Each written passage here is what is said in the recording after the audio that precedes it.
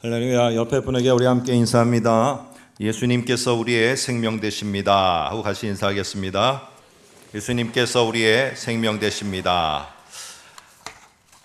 여러분과 함께 너무나 잘 아는 말씀인데 요한복음 12장 24절을 한번 같이 보려고 합니다. 여기 보면은 한 알의 밀알이 땅에 떨어져 죽지 아니하면 한 알 그대로 있고 죽으면 많은 열매를 맺느니라, 이렇게 되어 있습니다. 여기 보니까 우리 눈에 들어오는 단어가 죽는다는 거예요. 그러니까 이 성경 구절을 통해서 우리는 예수님께서 죽으시고 많은 열매의 첫 열매가 되셨다, 이렇게 우리가 설교를 많이 듣습니다. 근데 한번 여러분께 다시 한번 질문 드리고 싶은 것은, 이 구절을 한번 여러분이 잘 보시면은 여기에는 죽는 이야기만 있는 게 아니라 사는 이야기도 함께 있습니다. 그래서 잘 보시게 되면은 죽으면은 끝나고 모든 것이 사라져야 되는데 그 다음에 많은 열매를 맺는다는 것은 바로 뭐냐 하면은 죽었다가 많은 열매를 맺기 위해서 이 씨가 다시 살아야지만 많은 열매를 맺게 된다는 겁니다. 오늘 저와 여러분이 읽은 이 11장도 그렇고 오늘 12장의 9절서부터도 그렇고 등장하는 인물이 있습니다. 이 나사로라는 이 사람인데, 나사로가 죽었어요. 근데 예수님의 놀라우신 능력으로 죽은 나사로가 다시 살아나는 이야기가 11장에 나옵니다. 그러면서 뭐라고 말하느냐, 예수님이 오늘 나는 부활이요 생명이라는 이 말씀을 하셨어요. 그리고는 12장에 계속되어지는 이야기를 하면서 오늘 또 12장에서 저와 여러분이 읽은 24절에 한 알의 밀이 땅에 떨어져 죽지 아니하며 이런 말씀을 하세요. 그러면 결국에 이 지금 12장의 24절도 예수님이 죽으시는 이야기만 하려고 하는 게 아니라 바로 뭐예요? 예수님이 사신 이야기도 24절에 지금 하고 있다는 거예요. 제가 여러분께 이제 쉽게 이 설명을 드려보도록 하겠습니다. 내가 지금 마음을 먹고 씨 하나를, 봄철인데 씨를 하나 심었어요. 씨를 하나 심었는데 이게 몇 날 며칠을 가더라도 싹이 안 나는 거예요. 싹이. 그래서 이게 뭐가 씨가 문제가 있나 하고 다시 땅을 파고 내가 꼭 한 알의 밀알 씨가 같은 밀씨와 같은 거를 심었는데 보니까 그대로 있어서 파서 봤더니 가만히 보니까 볼 때는 살아있는 씨앗처럼 보였고 볼 때는 이게 진짜 씨앗처럼 보였는데 자세히 살펴보니까 플라스틱 모조품이에요. 이 플라스틱 모조품은 백날을 기다려도 거기에서 싹이 안 나요. 왜요? 진짜처럼 보이지만은 플라스틱 씨 안에는 뭐가 없어요? 생명이 없어요. 생명이 없기 때문에 생명의 새로운 잉태와 출산을 할 수가 절대로 없습니다. 그런데 이제는 다른 씨를 심었어요. 아무리 보더라도 플라스틱 모조품이 아니라 진짜 씨예요. 이제는 100% 확신을 갖고 심었는데 한참을 지났는데도 또 싹이 안 나요. 그래서 땅을 파봤더니 내가 심은 씨가 완전히 썩어서 죽어버리고 흔적조차 없게 되었어요. 여러분, 왜 이렇게 됐을까? 가만히 보니까 그 씨는 바로 뜨거운 물에 삶은 씨였어요.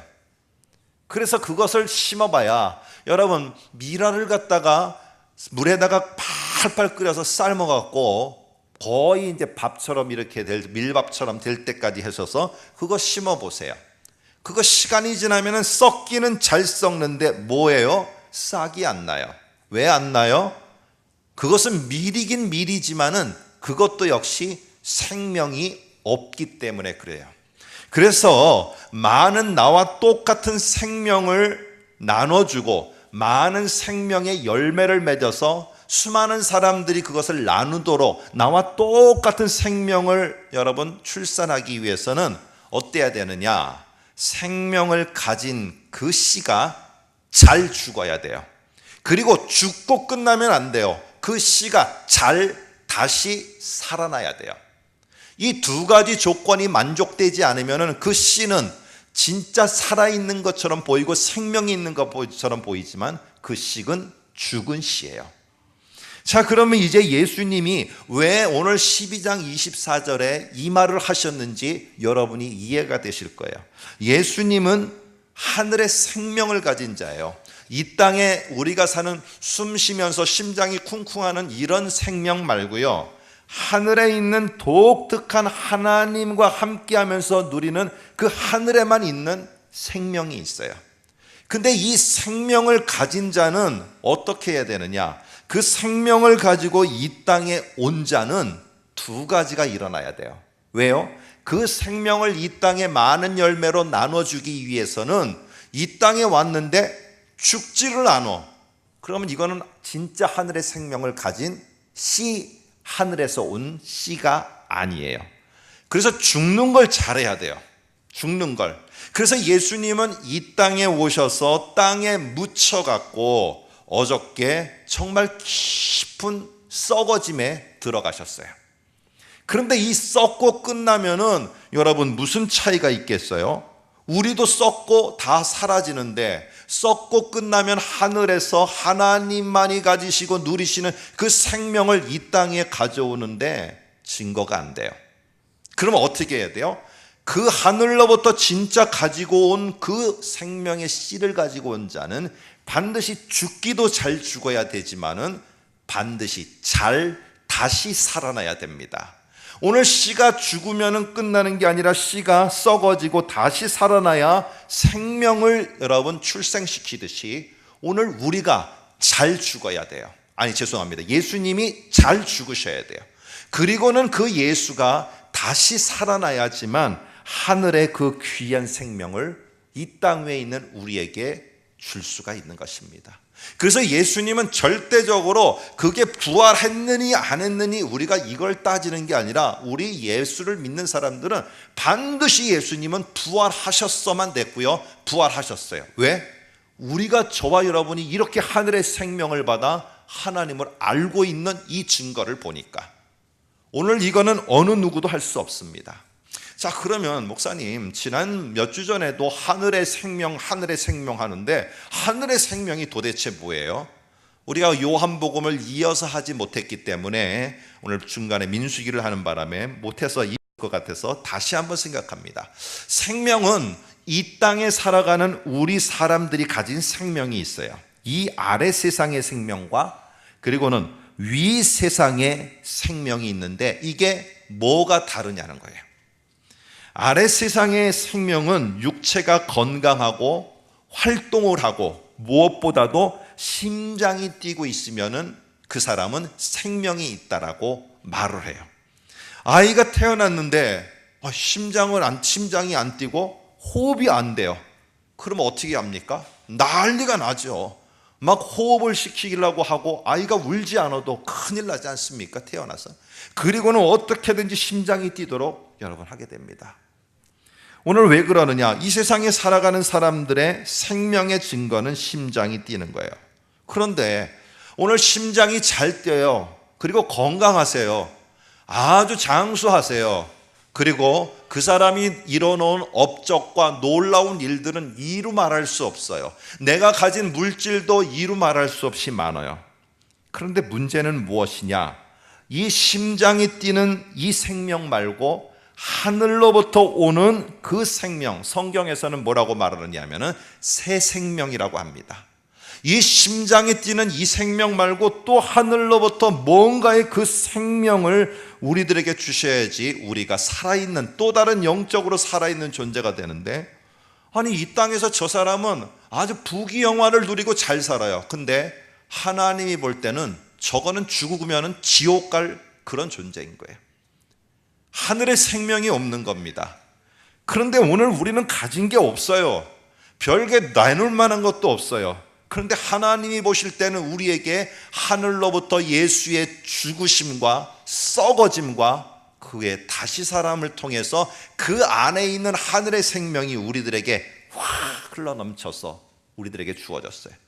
그러면 우리는요 어떤 존재냐? 바로 우리는 하나님이 볼 때 영적으로 살아있는 존재. 그리고는 예수님과 하나님이 우리와 함께 하면서 나중에 영원히 살 것에 대해서 우리 모두는 믿고 살아가게 되는 거예요. 그러면 도대체 이 하늘로부터 주어진 생명을 가진 증거는 뭡니까? 여러분, 누군가가 여러분에게 특별히 새생명교회라는 그 교회, 새생명교회가 다 그런 건 아닙니다만, 이게 구원파들이 주로 쓰는 아주 자주 쓰는 용어 가운데 하나가 새생명 거듭남이라는 용어예요. 누가 여러분에게 와서 당신이 새생명을 얻은 증거가 뭡니까? 하늘로부터 이 예수가 우리들에게 새생명을 준다고 했는데 증거가 뭡니까? 그러면 여러분이 확신을 가지고 답을 할 수 있어야 되지 않겠습니까? 자, 한번 요한복음 17장 3절 잊어버리시면 안 됩니다. 지난번에도 말씀드렸는데 요한복음 17장 3절 앞에 제가 써놔드렸어요. 생명은 유일하신 참 하나님과 그를 보내신 자 예수 그리스도를 아는 것입니다.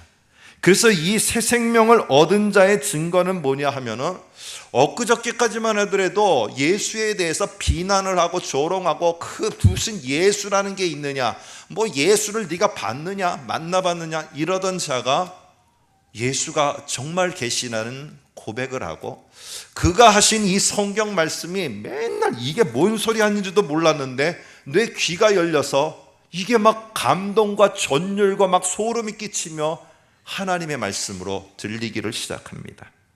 오늘 이것이 바로 뭐냐 하면은, 내가 이전에 심장을 뛰는 이 생명만 갖고는 전혀 기대도 할 수 없었던 일인데, 오늘 하늘의 예수 그리스도가 그 생명을 가지고 와서 나에게 믿습니다 고백하고 예수를 받아들이는 순간 나에게 그 생명이 주어짐을 통해서 새롭게 나타나는 증거들입니다. 하나님의 말씀이 들리고 하나님이 나에게 역사하시는 것이 보이고, 어떤 사건이 보일 때 내가 뭔가를 하려는 게 아니라 하나님의 손이 어떻게 움직이시는가 그거를 보게 되어지는 이 놀라운 역사가, 기적과 같은 일이 나에게 일어났을 때 우리는 그게 하늘의 생명이 주어졌음을 우리가 알 수 있게 됩니다. 여러분이 만일에 내 사랑하는 자녀가, 죽어가던 자녀가 정말 기적적으로 다시 살아났어요. 그러면 이거보다 더한 기적이 어디 있겠어요? 그렇지 않겠어요? 내가 안 되던 사업이 기적적으로 다시 여러분 회생하게 됐어요. 이거보다 더한 기적이 어디 있어요? 그런데 오늘 우리는 한 가지 놓치고 있다는 겁니다.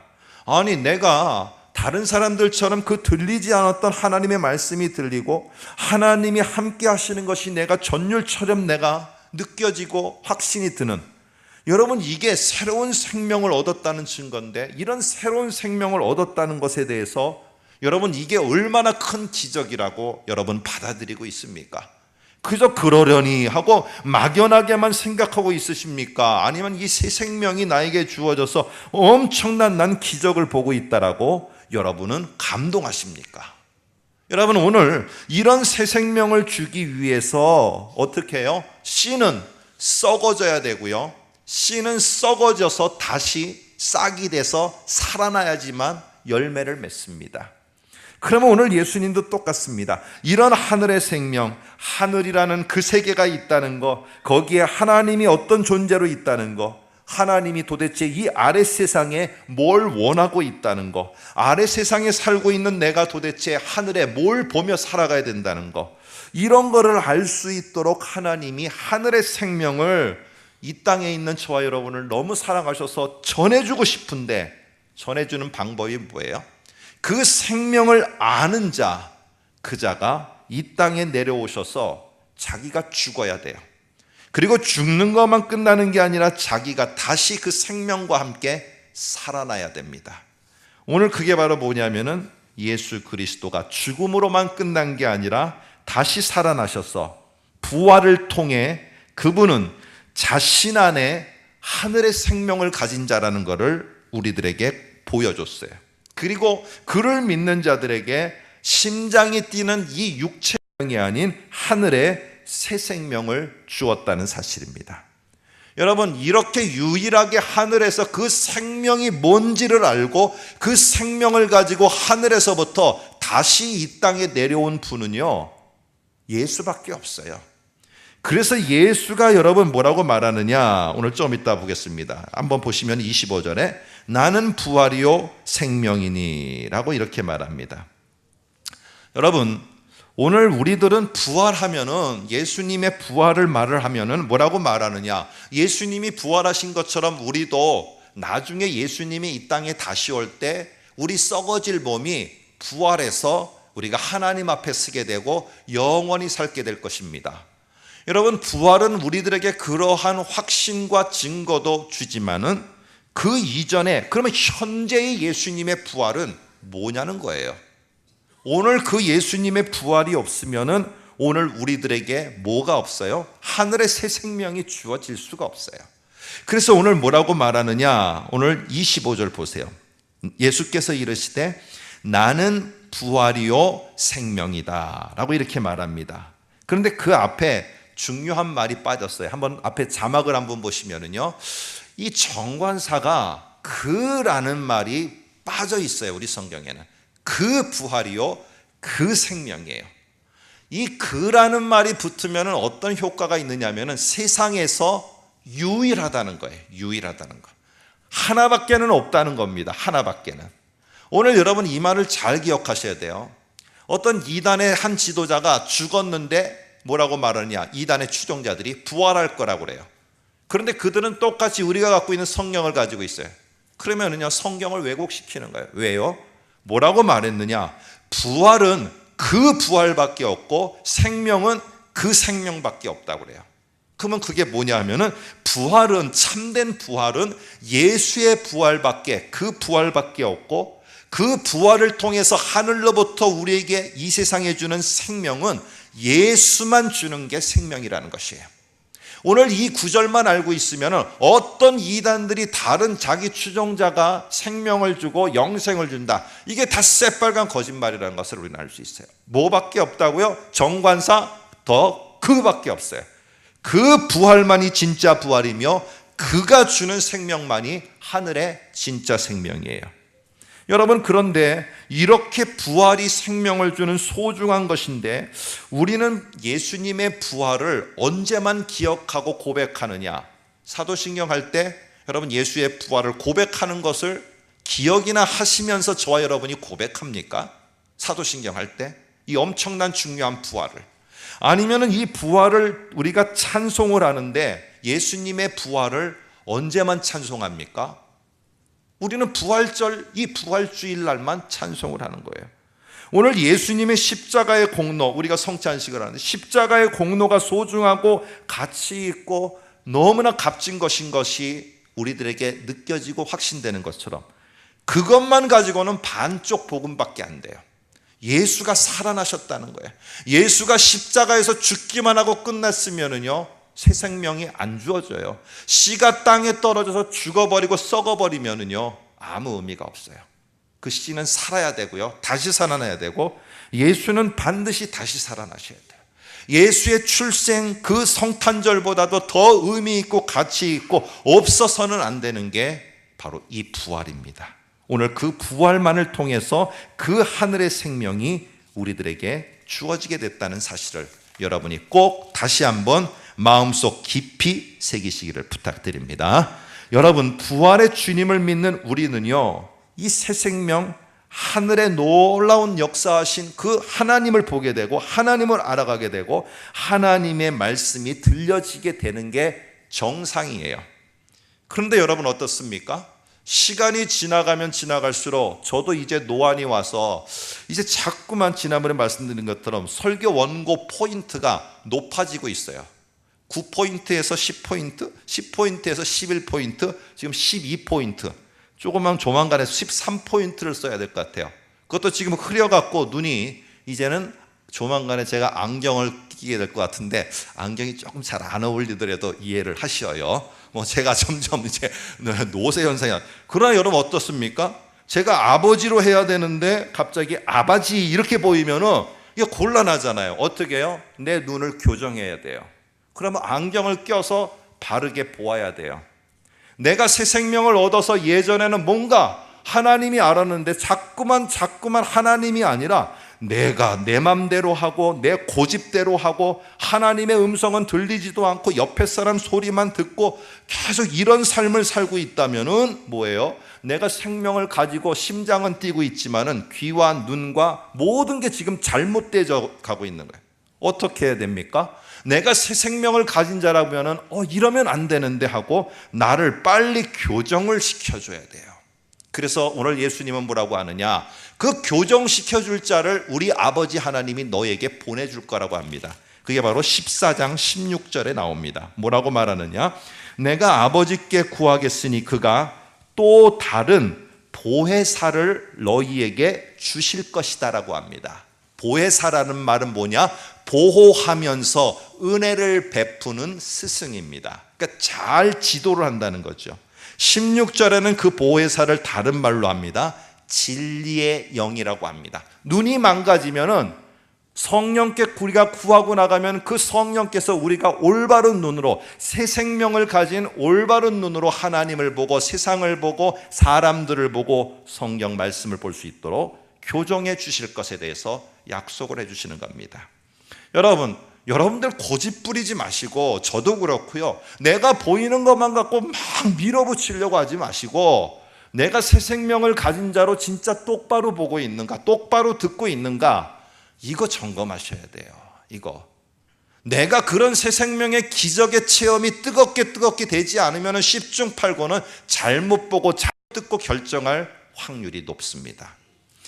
그런데 오늘 이렇게 하나님으로부터 받은 새 생명은 놀랍게도 어떠냐? 25절 26절 보시면 이렇게 말합니다. 11장 25절에 보니까 이렇게 말합니다. 나를 믿는 자는 죽어도 살겠고 라고 이렇게 말합니다. 25절 띄워줘 보세요. 나를 믿는 자는 죽어도 살겠고. 언뜻 보면은요, 이거는 우리가 나중에 죽지만은 예수님이 심판하시는 그날에 우리가 부활한 몸으로 다시 우리가 나타나게 될 것이다. 여러분, 이거를 말하는 것처럼만 보여요. 근데 이걸 잘 보시면 이런 뜻입니다. 나를 믿는 자는 육체가 죽는 한이 있어도 너희가 얻은 하늘의 생명은 절대로 사라지지 않고 끊어지지 않는다는 겁니다.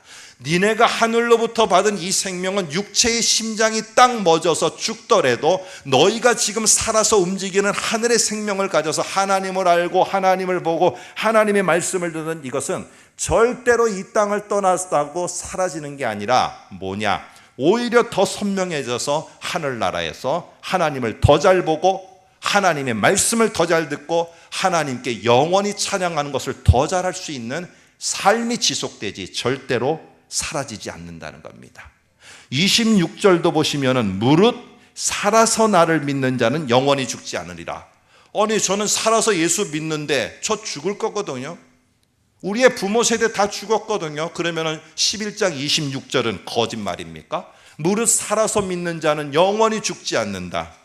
오늘 이 말은 무슨 말이냐 하면은 오늘 25절에 똑같은 말입니다. 너희가 하늘의 생명을 가지고 이 살아가는 삶은 너희가 육체가 죽는다고 끝나는 것이 아니라 지금 살았을 때 이 믿었던 그 예수를 통해서 얻은 이 새 생명은 하나님을 알고 하나님의 말씀을 듣고 하나님을 찬양하는 이 새 생명의 삶은 뭐라고요?